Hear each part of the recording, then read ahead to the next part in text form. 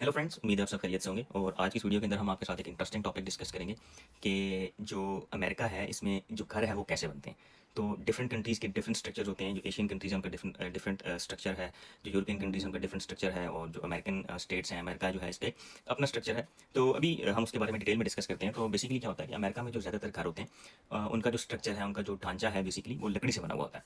तो जैसे पाकिस्तान या दूसरे ममालिक यानी इंडिया, बांग्लादेश, नेपाल वगैरह में आमतौर पर क्या होता है कि ईंट या सीमेंट और कंक्रीट जो है उसको यूटिलाइज करके तो घर बनाए जाते हैं।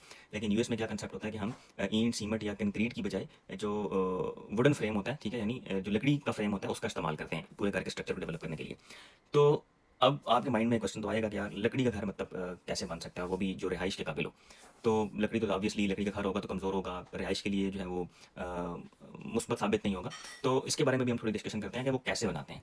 तो अमेरिका में बेसिकली ये होता है कि जो लकड़ी ये लोग इस्तेमाल करते हैं वो खास लकड़ी होती है जिसको इंजीनियर्ड वुड कहते हैं। ठीक है, तो वो जो लकड़ी होती है वो एक मजबूत और मौसमी हालात, यानी बारिश है, ज़लज़ला है, कुछ भी है, आंधी या तूफान है, वो हर तरह के मौसमी हालात से जो हालात में कंट्रोल्ड, यानी हर तरह के मौसमी हालात में वो जो घर है, वो जो स्ट्रक्चर है, उसको कुछ भी नहीं होता, चाहे ज़लज़ला आता है, चाहे बारिश होती है, कुछ भी होता है, बारिश में छत नहीं टपकती। जिस तरह नॉर्मल कंट्रीज में समटाइम क्या होता है कि छत से पानी टपकने लगता है। तो ये होता है कि इनके जो लकड़ी से बने हुए भी इंजीनियर्ड वुड के बने हुए जो इनके पास इनके जो घर होते हैं उसमें पानी भी नहीं टपकता, उसमें ज़लज़ले से भी इफेक्ट नहीं होता। ठीक है, और आंधी हो, तूफान हो, घर वहीं का वहीं रहता है, घर पे किसी किस्म का कोई इफेक्ट नहीं पड़ता। अब असल चीज़ जानने वाली ये है कि इनका जो घर बनाने का तरीकाकार है, वो तरीकाकार क्या है। ये कैसे घर बनाते हैं जो इतना मजबूत होता है कि कंक्रीट भी यूज़ नहीं करते, सीमेंट भी यूज़ नहीं करते, ईंटें भी यूज़ नहीं करते, लेकिन लकड़ी के थ्रू ये इतना मजबूत घर बनाते हैं। तो सबसे पहले ये लोग क्या करते हैं कि ये ज़मीन को मतलब इक्वल करते हैं। जैसे हम लोग भी ऑब्वियसली हमारी जब कंट्री में घर बनता है, कोई चीज़ बनती है, तो हम उसको ज़मीन को जो है वो इक्वल करते हैं। तो उसके ऊपर ये लोग क्या करते हैं कि ये कंक्रीट स्लैब या जो बेसमेंट फाउंडेशन होती है वो ये लोग कंक्रीट या सीमेंट वगैरह जो कंक्रीट होती है उसी की डालते हैं। ठीक है, जो बेस जिसको हम कहते हैं, यानी जो ज़मीन के ऊपर जो पहली सतह होती है वो ये लोग जो है वो कंक्रीट स्लैब, ठीक है, या बेसमेंट फाउंडेशन जो डाली जाती है। ठीक है, तो वो कंक्रीट स्लैब जो है उसकी होती है।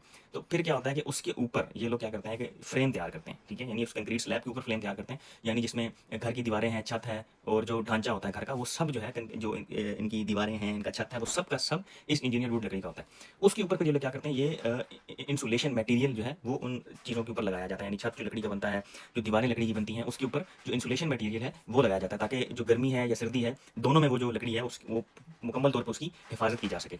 उसके बाद क्या होता है कि बाहर की तरफ ना ये लोग एक सीमेंट की पैनल यानी क्रिएट कर लेते हैं, यानी फाइबर सीमेंट होता है वो, उस फाइबर सीमेंट की ये लोग एक पैनल यानी एक सतह जो है, एक तय जो है उसके इर्द गिर्द वो ये लगाते हैं, ताकि जो घर की खूबसूरती है, ठीक है, वो खूबसूरती भी रहे और घर मजबूत भी नजर आए। तो ऊपर एक प्रॉपर ना ये लोग एक स्ट्रक्चर बनाते हैं। ठीक है, जो जो फाइबर सीमेंट पैनल्स को यूटिलाइज करके ये लोग बनाते हैं, जो कि नॉर्मल आम सीमेंट वगैरह की तरह नहीं होता, जिस तरह पाकिस्तान, इंडिया, बांग्लादेश, नेपाल वगैरह में जो सीमेंटेड घर होते हैं। ये एक फाइबर सीमेंट पैनल होता है जिसको यूटिलाइज करके ये लोग वो जो दीवारें बनाई होती हैं लकड़ी की, उसको उसको ये कंट्रोल करते हैं, और उसको इतना, और उसको बेसिकली मजबूत नजर आने के लिए वो लोग ये जो सीमेंट की पैनल होती हैं इनका यूटिलाइज करते हैं। तो जो छत होती है यहाँ की, वो आमतौर पे जो आमतौर पर लकड़ी की बनी होती है, दीवारें जिस तरह लकड़ी की बनी होती हैं।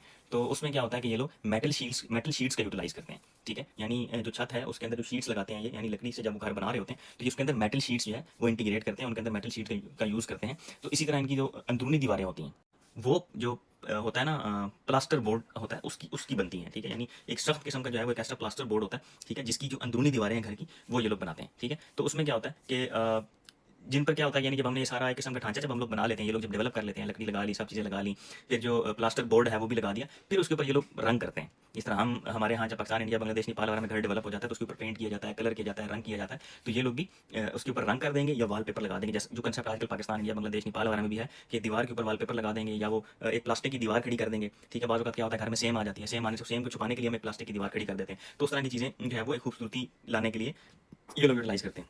अब फ़ायदे क्या हैं इसके, इसका फ़ायदा क्या है, ये क्यों ऐसा करते हैं। तो लकड़ी के जो बेसिकली घर हैं वो एक तो जल्दी तैयार हो जाते हैं। ठीक है, उसके ऊपर क्या है कि आपकी कॉस्ट ज़्यादा नहीं आती। 3 से 6 महीने के अंदर अंदर आपका कंप्लीट जो घर है, यानी वुडन घर है, यानी इंजीनियर्ड वुड का जो बना हुआ ये सारा स्ट्रक्चर जो मैंने आपको बताया, ये ऑलमोस्ट 3 से 6 महीने के अंदर अंदर पूरा मुकम्मल तैयार हो जाता है। और सबसे अच्छी चीज़ क्या है कि इसकी कॉस्ट जो है वो बहुत लो है। ठीक है, बहुत लो कॉस्ट में जो है ये एक घर डेवलप हो जाते हैं। तो फिर क्या होता है कि अगर फॉर एग्जाम्पल कोई जल्दला है या कोई शदीद ठंड होती है, तो लकड़ी के जो घर होते हैं ना ये होते हैं लचकदार और गर्म।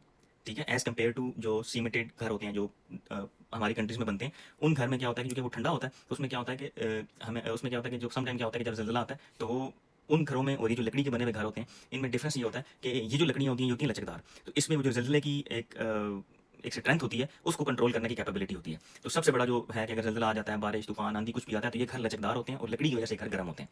चूँकि अमेरिकन कल्चर जो होता है, अमेरिका में मतलब मौसम हर तरह का होता है, लेकिन मोस्टली जो है यहाँ पर कुछ स्टेट्स के अंदर मौसम जो है वो ठंडा होता है, यानी बर्फ़बारी होती है और इस तरह की चीज़ें, तो उस तरह के मौसम में जो घर होते हैं ये बहुत मुफीद होते हैं।